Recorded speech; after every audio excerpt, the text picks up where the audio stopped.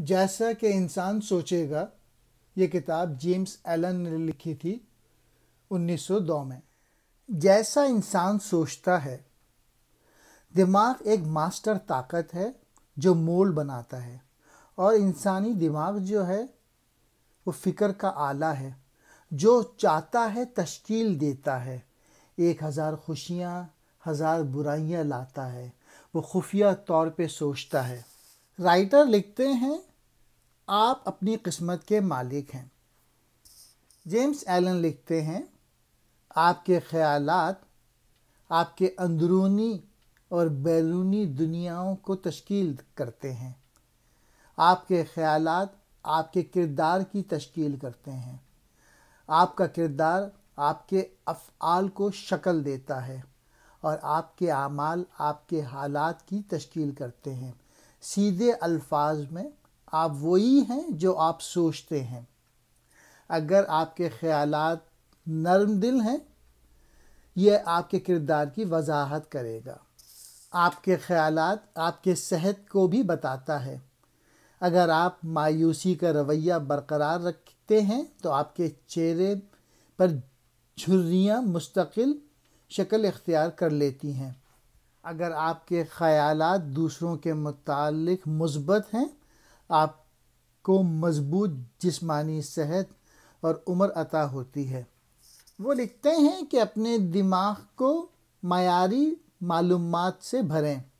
اگر اس میں کوئی مفید بیج نہیں ڈالا گیا تو پھر بیکار گھاس کے بیجوں کی کثرت اس میں گھر جائے گی اور اپنی طرح کی پیداوار جاری رکھے گی۔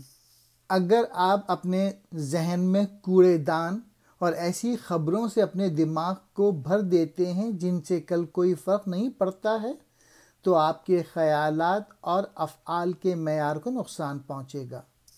کچھ سال پہلے میں نے نیوز اور ٹیلی ویژن کا استعمال بند کر دیا تھا، اور اس کی بنیادی وجہ یہ ہے کہ یہ مجھے نیگیٹو سوچوں سے میرے دماغ کو بھر دیا کرتا ہے۔ آپ کے داخلی خیالات یا انر تھاٹس آپ کی بیرونی دنیا کا تعین کرتے ہیں۔ اپنے اوپر یقین کرنا ایک طاقتور چیز ہے۔ Belief is powerful. صحیح انتخاب اور فکر کے صحیح استعمال سے انسان خدائی کمال کی طرف جاتا ہے۔ غلط سوچ اور اس کے غلط استعمال سے وہ حیوان کی سطح سے نیچے آ جاتا ہے۔ انسان کا دماغ ایک خالی گلاس کی طرح ہوتا ہے۔ اس میں جو کچھ ہم ڈالتے ہیں اس میں وہ رکھا جاتا ہے۔ اگر آپ نے اپنے دماغ میں سنسنی خیز خبریں، ٹاک شوز اور اس میں گندا پانی ڈالتے رہیں گے تو آپ کے شیشے گلاس میں اندھیرا، مایوس کن، پریشانی کا پانی موجود رہے گا۔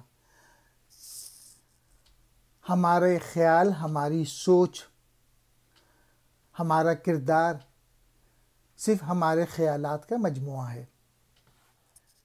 ہم اپنے خیالات کو تبدیل کر کے اپنے کردار کو بھی تبدیل کر سکتے ہیں۔